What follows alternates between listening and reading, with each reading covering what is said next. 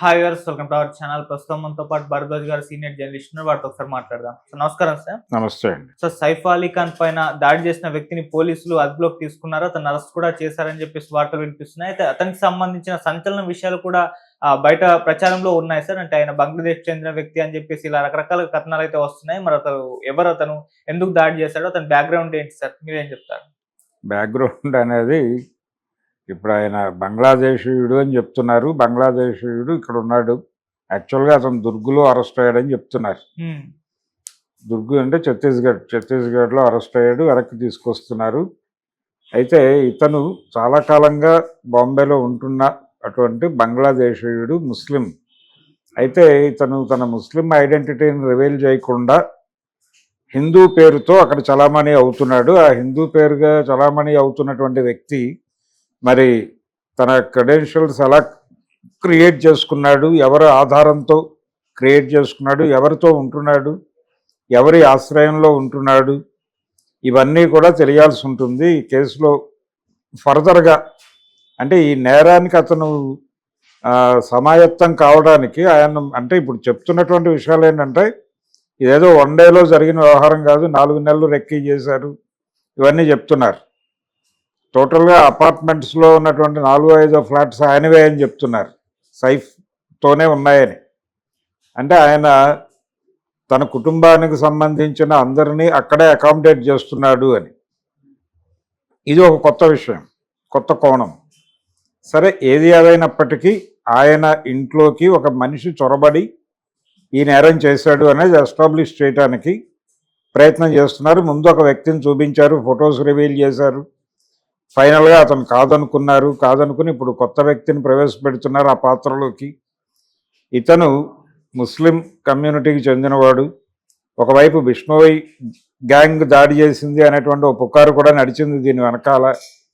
అంటే ఇతను సైఫ్ అలీ ఖాన్ ముస్లిం కాబట్టి ఇతన్ని టార్గెట్ చేశారా అనేది ఒకటి గొడవ.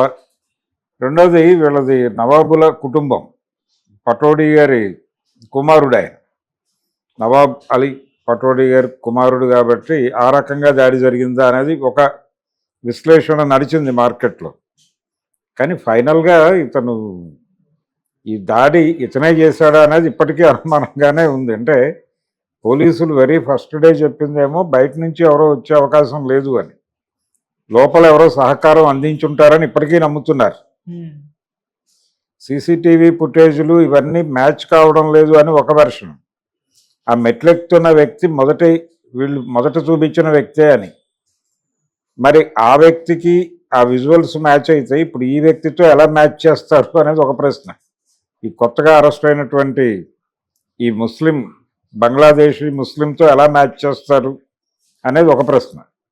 రెండోది, తన హిందూ ఐడెంటిటీకి సంబంధించి ఆ అపార్ట్మెంట్స్లో ఉంటున్నటువంటి వాళ్ళు ఎవరైనా సహకరించారా? ఇప్పుడు అక్కడ ఉన్నటువంటి పని మనిషికి సంబంధించి ఒకటే సింగిల్ చిన్న గాయమై చేతికో చిన్న బ్యాండ్ వేసుకుని కనిపిస్తున్నటువంటి దృశ్యాలు చూసాం మనం. అంటే వాళ్ళ మధ్య ఏదైనా ఉందా? లేదు. ఇప్పుడు సైఫ్ మీద కూడా కొన్ని ఆరోపణలు ఉన్నాయి.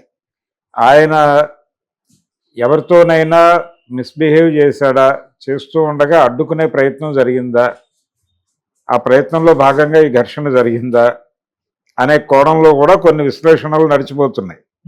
అదొక యాంగిల్ మేబీ ఉంటే ఉండవచ్చు. దీంతో పాటు కుటుంబ తగాదాలు ఏవైనా ఉన్నాయా? ఆయన పెద్ద భార్య కుమారుడు అక్కడే ఉన్నాడు, అంటే వాళ్ళ 4 ఇళ్ళు అక్కడే ఉన్నాయన్నప్పుడు మేబీ అక్కడెక్కడో అకామిడేట్ అయి ఉండొచ్చు.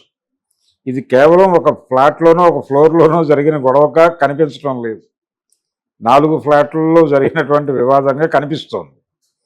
దీని తాలూకా రిఫ్లెక్షన్ జనరల్గా ఇలాంటి పెద్ద ఇళ్లల్లో జరిగే క్రైమ్స్లో చాలా సందర్భాల్లో దోషి ఒకరు అయి ఉంటారు, వారి కుటుంబం తాలూకా వారే అయి ఉంటారు, లేకపోతే వాళ్ళకి నైతికంగా ఇబ్బందులు కలిగేటువంటి సందర్భం ఏదో ఇన్వాల్వ్ అయి ఉంటుంది ఈ క్రైమ్లో. ఇలాంటి సందర్భంలో ఏంటంటే ఎవరో ఒకళ్ళని పట్టుకొచ్చి అక్కడ ఆ క్రైమ్ని అనిపించేసి అది క్లోజ్ చేసేసి మిగిలిన విషయాలు వాళ్ళు ప్రైవేట్గా డీల్ చేస్తారు. ఎందుకు ఈ మధ్యలో ఒకళ్ళని పట్టుకొస్తారు అంటే ఇక్కడ గాయాలైన తర్వాత అది మెడికో లీగల్ వ్యవహారంగా మారుతుంది. మెడికో లీగల్ వ్యవహారం క్లోజ్ చేయడం కోసం ఒక మనిషి అవసరం. ఆ అవసరమైన మనిషిని క్రియేట్ చేశారా, ఈ దుర్గు నుంచి తీసుకొస్తున్న వ్యక్తి మేబీ ఆ పాత్ర పోషించబోతున్నాడా, నిజంగానే ఇతను క్రైమ్ చేశాడా అనేది దర్యాప్తులో తేలాల్సి ఉంది. కానీ జరుగుతున్న పరిణామాలన్నీ చూస్తే కొంత పోలీసు వారు కూడా వీళ్ళ వెర్షన్తో ఏదైతే కరీనా కపూర్ గారు మాట్లాడుతున్నారో ఆ వెర్షన్తో పోలీసు వారు కన్విన్స్ అయినట్టుగా కనిపిస్తోంది. కొంత సారూప్యత కనిపిస్తోంది వీళ్ళ ఆర్గ్యుమెంట్కి, వారు చెప్తున్న దానికి. అలాగే వారు చాలా స్పష్టంగా దీన్ని స్పెక్యులేట్ చేయొద్దు, ప్రాణ నష్టం లేదు కదా, వదిలిపెట్టేయండి అని రిపీటెడ్గా ఆవిడ విజ్ఞప్తులు చేస్తోంది. ఎందుకంత కాన్షియస్గా చేయాలి? దోషులు ఎవరో పట్టుకోండి అనేది కదా డిమాండ్ రావాల్సింది విక్టిమ్ ఫ్యామిలీ నుంచి. ఇప్పుడు సైఫ్ అలీ ఖాన్ విక్టిమ్ అనుకుంటే విక్టిమ్ ఫ్యామిలీ నుంచి ఒక ఆందోళన, ప్రెజరు రావాల్సిన అవసరం ఉంది. కానీ వాళ్ళు ప్రెజర్ చేయకుండా దీని గురించి బయట మాట్లాడొద్దు అని చెప్తున్నారు. మాట్లాడొద్దు, దీన్ని డిస్ప్యూట్ చేయొద్దు, అనవసరమైన వివాదాల్లోకి లాగొద్దు, ఇక్కడ ప్రాణ నష్టం ఏది జరగలేదు కాబట్టి అందరూ సైలెంట్గా ఉండండి అన్న టోన్లో మాట్లాడుతున్నారు. అంటే ఏదో హైడ్ చేయడానికి ప్రయత్నం జరుగుతోంది అనేటువంటి అనుమానానికి తావిచ్చే పద్ధతిలో ఈ వ్యవహారాలన్నీ కనిపిస్తున్నాయి. ఆయన ఆరోగ్యం అయితే నిలకడగా ఉందని డాక్టర్లు చెప్పారు. లీలావతి హాస్పిటల్ తాలూకా డాక్టర్లు ఆయన స్పైన్లో దిగినటువంటి ఇది కూడా గాయం అయిపోయింది, అది కంట్రోల్లోకి వచ్చేసింది కాబట్టి ప్రమాదం ఏం లేదు, ఆయన బయటకు వచ్చేస్తాడు అనేది ఎస్టాబ్లిష్ చేసి చెప్పేశారు, అయిపోయింది. కానీ ఇప్పటికీ అనుమానం ఏమిటంటే అసలు జరిగినది బయటికి రావడం లేదు అని. లోపల ఏం జరిగిందో బయట ప్రపంచానికి తెలియకుండా కొన్ని తెరలు కప్పేశారు నిజం మీద. ఈ కప్పేసిన తెరల మీదకి ఒక పాత్రని తీసుకొస్తున్నారు అనేది అయితే అలా అనుకోవడానికి లీడ్ ఇచ్చే పద్ధతిలో ఈ సన్నివేశాలన్నీ జరిగినాయి.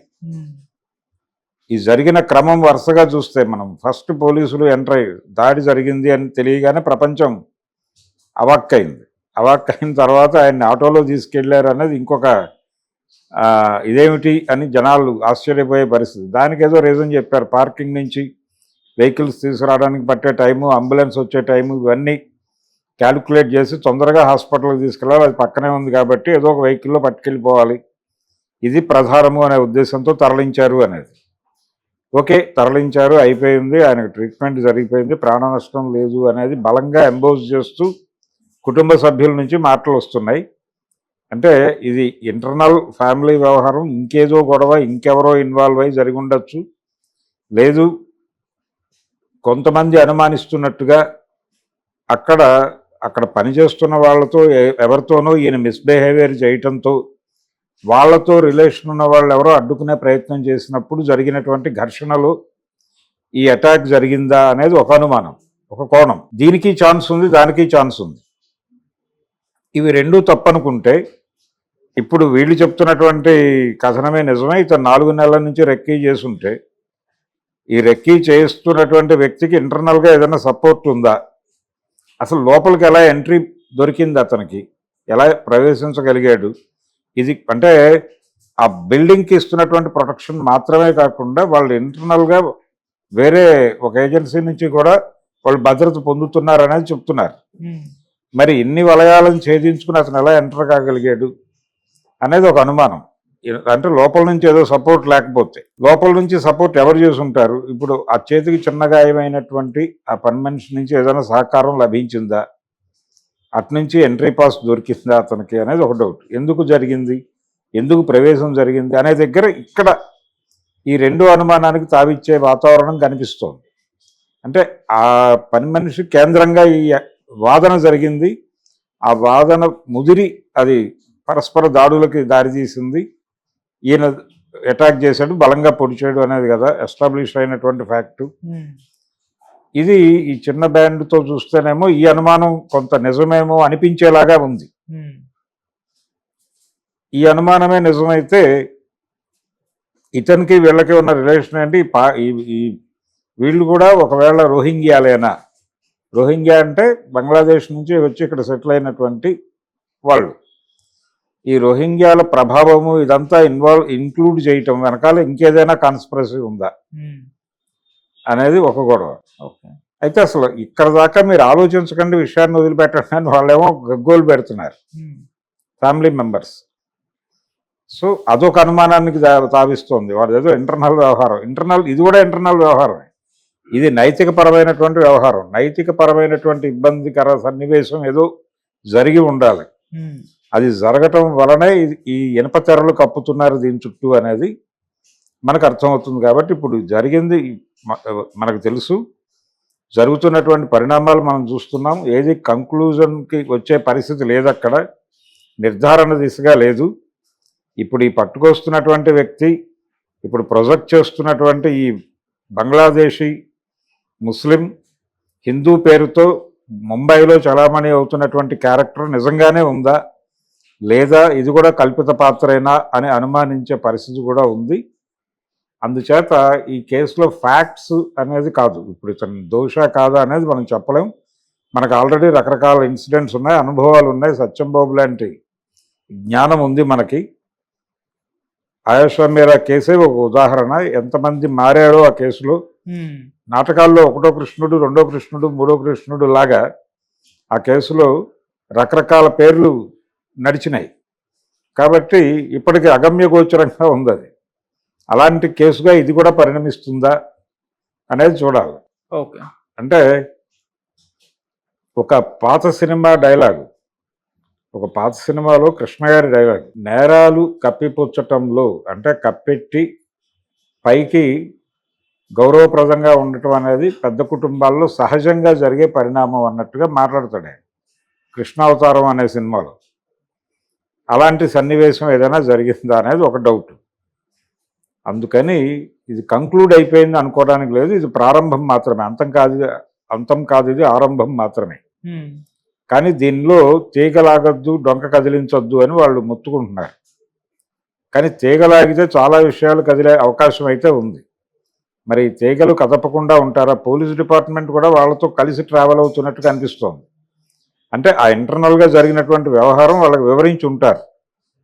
ఆ వివరణతో వారు పూర్తి క్లారిటీ పొందిన తర్వాతే కొంత దీనిలో రిలాక్స్డ్గా వ్యవహరించాలి అని డెసిషన్ తీసుకుని వ్యవహరిస్తున్నట్టుగా పోలీసు విభాగం కనిపిస్తోంది.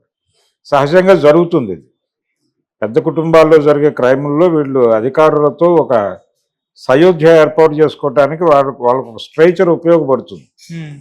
ఆ స్ట్రైచర్ ఉపయోగించుకుని వాళ్ళ మేనేజ్మెంట్ చేయగలరు. అలాంటి మేనేజ్మెంట్ ఏమైనా జరిగిపోయిందా అనే డౌట్ కూడా ఉంది.